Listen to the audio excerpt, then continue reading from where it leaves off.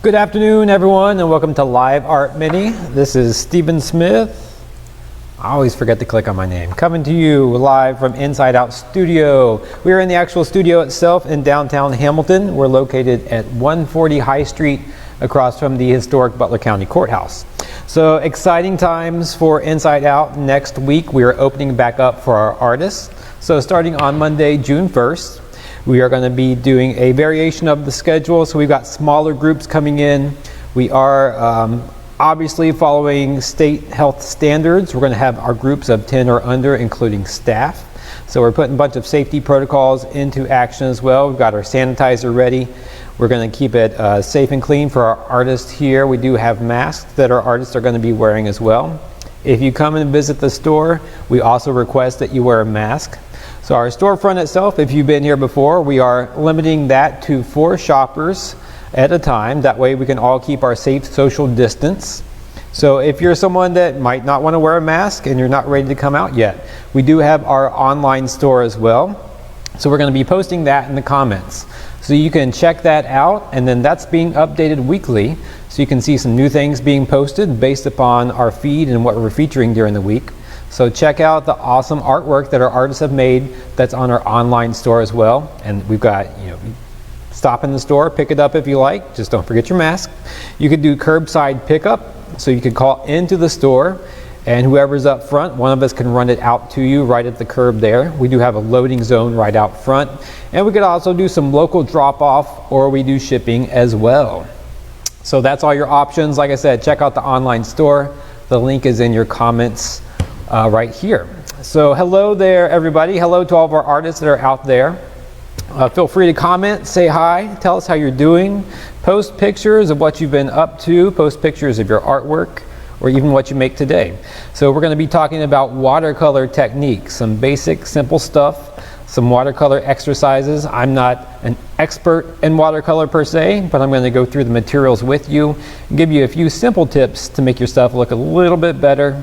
And as always, I also want to share some artwork with you. So I am surrounded by a couple of artworks done by Cassie Sullivan. So this is a take on a Henry Matisse painting. Oh, back it up. This is a big one. So this is an illustration that she did based upon a Henry Matisse piece that she found for inspiration in an art history book, and then did watercolor over top. What I really love to see is mixed media. So that's using a few different materials together.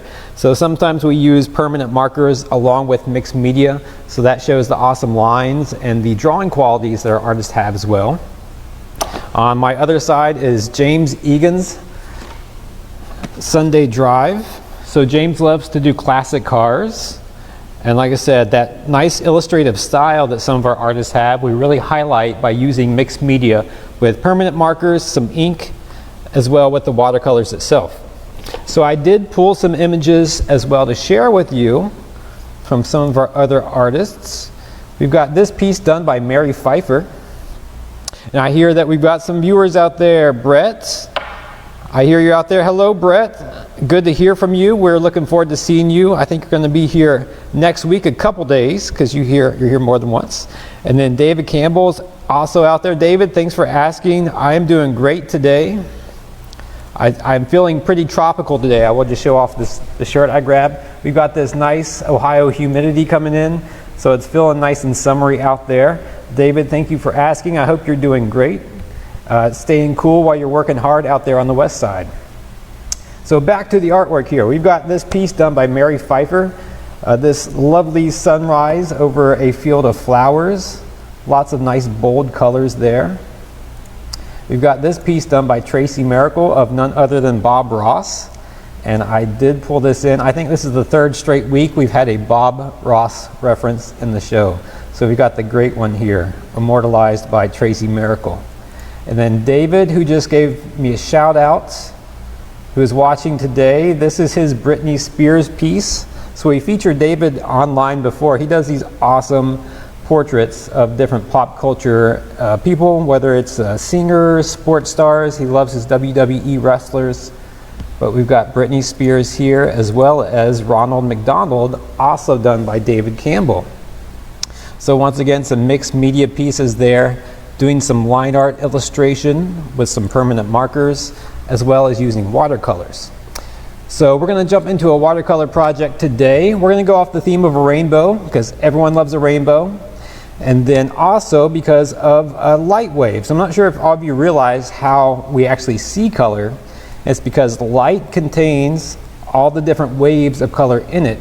And when it hits an object, a certain wavelength bounces off the object of that color. I'm going to give you, I think Bill Nye could probably explain it better than I, but give you this little chart here that shows you the different waves of light and how red and orange and the warm colors have extended wavelengths, and blues and purples, violets, they have more compressed wavelengths. So basically when light hits an object, if it's red, that specific wavelength is bounced back so we can see it. Whereas if it's purple or blue, it has a different wave height to it and consistency, so we see a different color whenever light hits it. Probably better off looking up Bill Nye, but we're going to go with the waves today. So I'm going to switch over to our watercolor cam. Let me slide around here as well. So this is an example of the project that we're going to do today. Just some different waves because we're playing with lines. And we're also going to go through the rainbow of color. And then what I'm going to do is pull out a fresh sheet here and get my microphone out of the way. So we're going to play with the idea of different wavelengths of color. It doesn't have to be scientific or specific. That's just our inspiration for this piece, as well as the rainbow going from your yellow, orange, and red into violet, blue, green, and back around again. We might even include some indigo, which is officially one of the rainbow colors. So I'm going to grab a marker to start with and just start making some fun waves here. So as we start off the drawing, I'm going to use a few different colors of markers. We're going to have them intersect each other as well. So you're just going to overlap. Let me move this up so you can see it a little bit easier. So I'm going through the rainbow of colors. I've got some yellow orange. I've got some orange. Let me switch to red. And I'm using a few different types of markers. One of which is just your regular Crayolas, which are water-based. And others are Sharpie markers, which are permanent ink markers. So you're going to see how the watercolor reacts differently to different types of markers as well. Maybe that's going to jump up there into that other wave.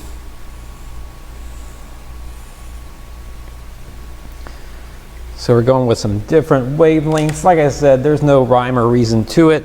Just using the fact that color moves in different wave heights as inspiration for this rainbow piece. So moving into the purples or violets, however you like to call it there. And then we're going to go for an indigo. An indigo is more of a, that's a thin marker. I don't want to use that one. Indigo is more of a dark blue, kind of in between blue and violet. I'm going to have this one be pretty low, just cut right through the middle.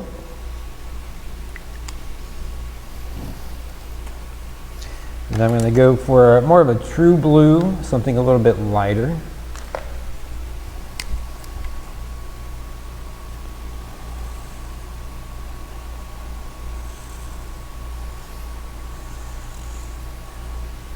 That. Let's end it off by heading back towards the other side of the color wheel. So we're going to throw in some greens now. Greens into yellow.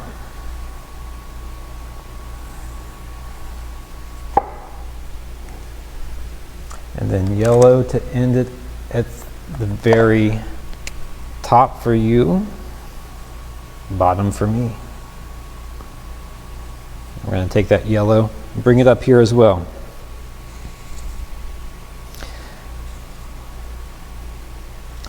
So we're going to be playing in between these lines and then adding some watercolors. So one thing I like to do ahead of time, if you're using the tray watercolors, hey there Izzy, our friend Izzy is saying hello. recently, she was with the Fit and Center for the Creative Arts. She still is, actually. She's working up from Milwaukee. So hello to Izzy, and say hi to Ben up there as well. Hope you and Little Pigs are doing well. Thanks for tuning in today. So we're going to be adding some watercolor to this piece. We started with some line work, and we're going to use this as guidelines to kind of gear our colors. So I stole this set of watercolors from my 2.5-year-old son. What a guy right there. So I'll bring this back to him at home tonight. But thank you, Kobe, for letting me borrow this for the example today. So what I like to do if you're using the tray style set is just get a spray bottle and give it a few spritz. That gets some water soaking into the top layer of your watercolors. So what you're going to do is, if you didn't do that, is get a brush wet so that the watercolor brush itself has a load of water in it. And then let's start with, I'll just say orange. And so get that in the orange and just start swirling. And you want to swirl for a while until you see that paint start to form. So you're basically reactivating this water-based paint in the tray with the water until it gets to a good consistency. Less water and more mixing are going to give you a more intense color. So let's go ahead with that. I'm just going to go along the edge right there.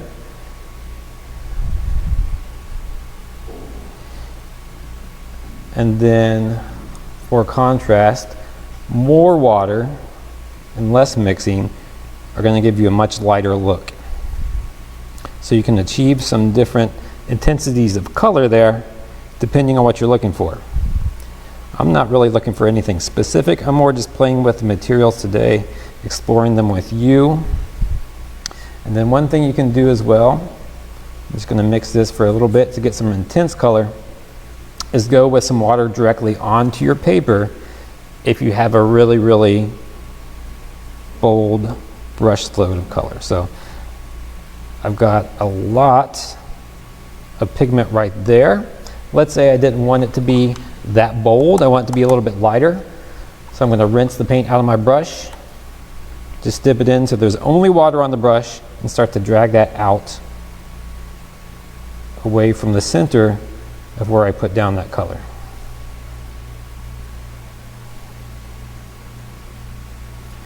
So we're just spreading it around. You're thinking about the pigment of the paint and how it's interacting with the water. And once you get a decent amount, like this is still wet over here. Once you get a decent amount of paint on your paper, you can just move it away from the initial spot and start to let it flow out.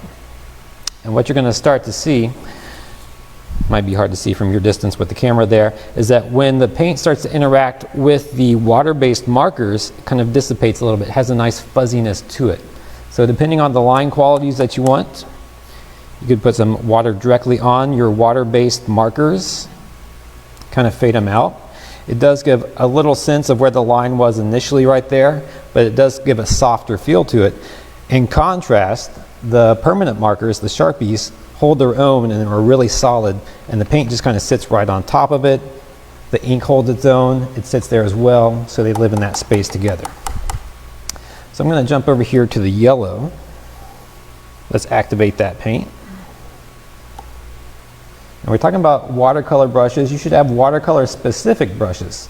The difference being that the bristles themselves are a little bit softer and they kind of encapsulate the water in the brush head itself. I should put that out there for you to see. So you're trapping a lot of water inside the bristles there with that style. Whereas in contrast, you have an acrylic brush like this. The bristles are a little bit stiffer. It's more made to push the paint around on the surface of a canvas rather than hold the paint in the brush head itself. So let's start to mix some yellow here. And I had to clean this set out earlier today because my son, since he's 2.5, does not have the amount of brush control that I might or others might, so that paint starts to get a little bit everywhere, and the yellow goes into the green and the green goes into the purple and so on and so forth. What's really nice about these tray sets is if you just get a wet wipe or a wet paper towel, you can start to wipe the surface off and make it nice and clean and fresh, just like you see here. So we're going to go for the yellow And the yellow is going to go right into the orange to make a nice fade there. And then this is a specific technique called wet into wet. So as you paint fresh watercolor onto an area that's already got wet watercolor on it, they blend together very nicely. And you can kind of control that blend by going back and forth with your brush as well. I'm going to leave some of this yellow hanging out here by itself.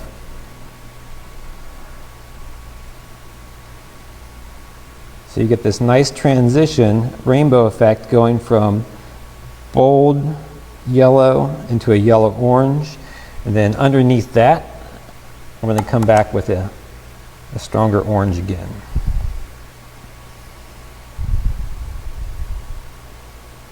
And then maybe I stop at that line, maybe I come up this red line. So the waves intersecting kind of give you a nice abstract surface to play with.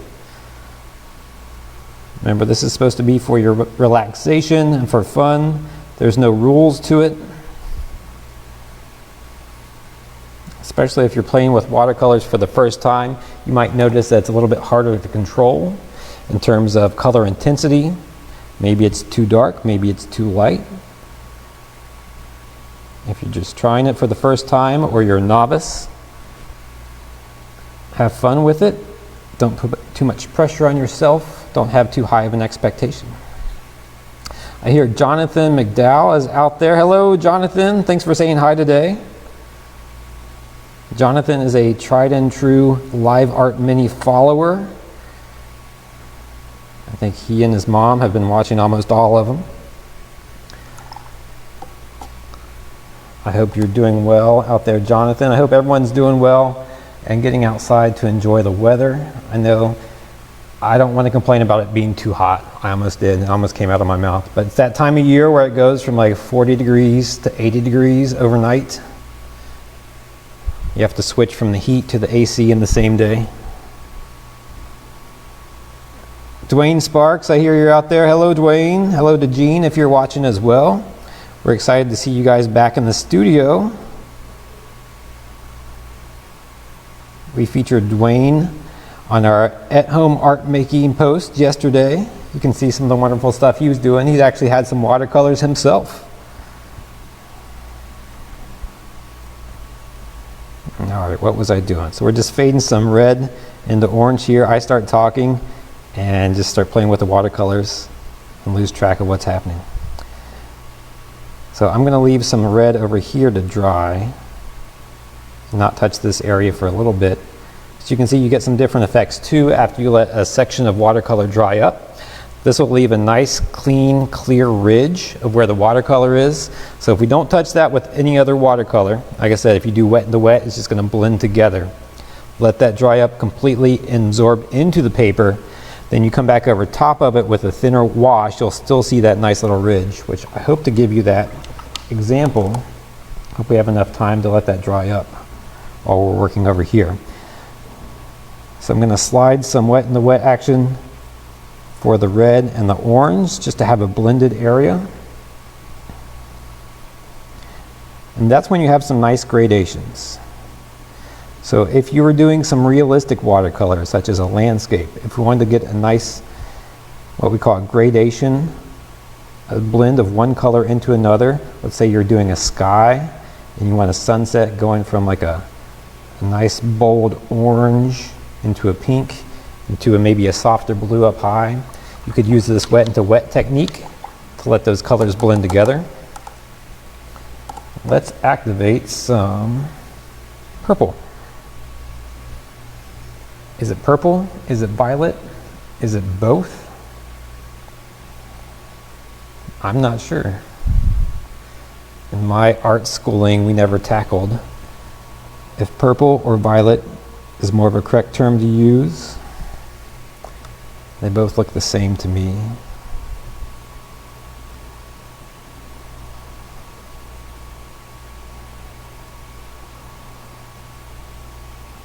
So I'm going to add some purple here and have it jump down to that line. So I'm going to go back swirl it some more, get a nice bold, deeper purple. Like I said, less water, more swirling into your watercolor set gives you a bolder color. Whereas if we wash that brush out, we just have water in it by itself right here. We can kind of fade that away by taking it onto the edge where the watercolor was. And basically letting the amount of pigments that's on the paint on the surface blend out into the water that you're putting directly onto the paper.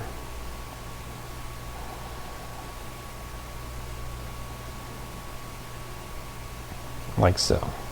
So now you have this hazing effect where it starts to spread and it follows the path of the water in itself. All right, so that's looking fun. We've got some areas with bold lines. You've got some softer lines for where the water-based markers were. You've got some sections where the paint's separated from each other, the red versus the violet, the yellow by itself. And then you have these areas, nice areas in the middle where all that paint's starting to mix together and blend together. What's nice about watercolors is very easy to blend them together based upon going wet into wet with that. So we're going to try to let this area dry up over here. It wouldn't be a live art mini with me unless I shared another artist with you. So I was doing some research looking up some modern watercolor artists and came across the work of Lourdes Sanchez. So I'm going to share a piece with you right here. So she does large-scale artwork. She's a Cuban-born artist and she works out of New York right now. But you can see some of her watercolor works. You can see some examples of that wet into wet blending versus great control over these very geometric forms, which if you've experienced watercolors, if you're trying it at home, as you can see my example I'm doing there, it's really nice. It's really, let's say, counterintuitive to get those really sharp geometric images with a watercolor, but she has a nice balance of the geometry with the wet into wet blending. Here's a picture of her in her studio. That just looks like a pleasant place to be. And you can see from the size of her paper, she works very large scale. Looks like she has a nice color wall behind her as well, so she knows exactly what each paint is going to do. Some other examples of her artwork, some more of that geometric abstract pieces as well. And then she also did a series of flowers. So there's something very nice about the soft touch of the watercolors and these floral pieces that she does. Check her out online. It's Lourdes Sanchez, watercolor artist, if you want to see some more of her work. And we're going to jump back down here to our example that we're working on. I actually want to jump back into the piece I was working on yesterday, because the question is, when is something done? I wasn't really happy with how the violet areas in this came out. So I was going to say, after you let something dry completely, one thing that's cool about watercolors is you can reactivate and work over top. Since watercolor by nature is fairly transparent, you can just go right over top of what you had, and it's going to blend with what you've already done as well. So for example, this area where I started mixing the greens into the violets, it got muddy, and then the violets themselves from the set I was using weren't that bold. I know violet is one of my favorites, so I wanted to go back there and just punch up this color a little bit. So you can always take a break from your watercolor, let it dry up, and then come back over top of it with another layer.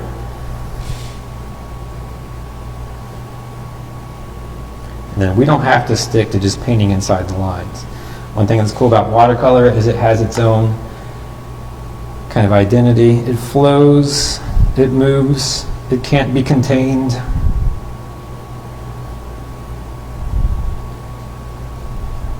So we're just going to paint back into this, not necessarily right up to the edge, just add some whimsical lines to it. And let's go in here with some blue. We're going to mix that into the violet as well. Start to create that indigo transition.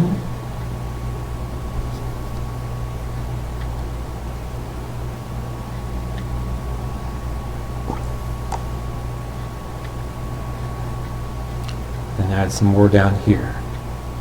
That blue wasn't really happening yesterday either. It's kind of like a dull blue, whereas this set, which I swiped from my son, has a much bolder, nice, intense blue to it. Maybe that one's popping up right there. Now I gotta add one on this side. Boom. That's fun. Let me go back and add some yellow to this. So thanks for tuning in with me today, watching me explore some watercolors. Hopefully you're exploring at home as well. If not, grab some watercolor paper, grab some watercolor brushes in your own set, and have some fun at home. Start off with something simple and abstract like this, where you don't really have any expectations of scenery or what you're trying to make. You're just having some fun with lines and color, shapes, and seeing what the materials can do.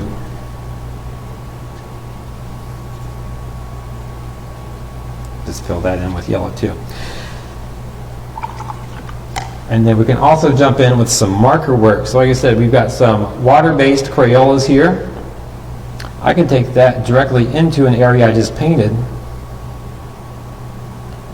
and it blends away. Go into a dry area, you can see the lines again. When you cross into a wet area, it fades it out and dissipates.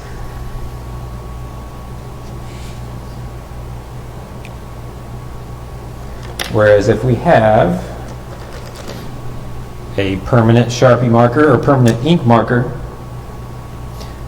it will sit right on top no matter where you go with it. So we refer to that as mixed media. So we're using markers, we're using watercolor paints, merging two different types of art materials together. It's always referred to as mixed media. And we're going to wrap this up today. Like I said, we've got our rainbow going from yellow, orange, red into violet, indigo, blue, and green down the color wheel. And we're using our waves, for example, that we did today, because light moves in waves. And these are the visible waves of light that we see in our spectrum. There's also really cool things like, did you know that there's different animals out there that can see in ultraviolet?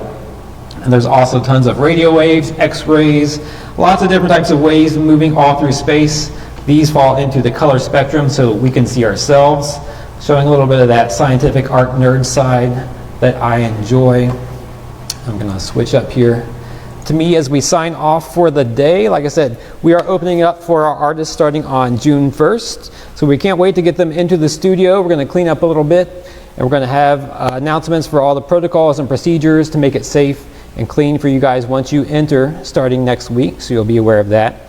Bring your own mask if you feel like it. We also have masks here, various styles. So whatever's going to be the best fit for you once you come to the art studio. So can't wait to see you. If you've enjoyed Live Art Mini, check out our YouTube page. You can find the link to that in the comment sections as well. So this is Stephen Smith signing off from InsideOut Studio. This is the final piece in this chapter of Live Art Mini. So our whole purpose of this was to bring you something to do at home for our artists specifically, as well as for you at home wanting something to do, maybe with some basic materials, something fun, and exploring the arts. So we do want to continue with the live art. We do want to continue with the video pieces, but we also want our artists to be included in that. What's that look like? We're not 100% sure, but we're definitely going to jump into that over the next few weeks as our artists start coming back. So stay tuned to Facebook and see some more videos with our artists from Inside Out. Until then, this is Stephen Smith saying bye-bye.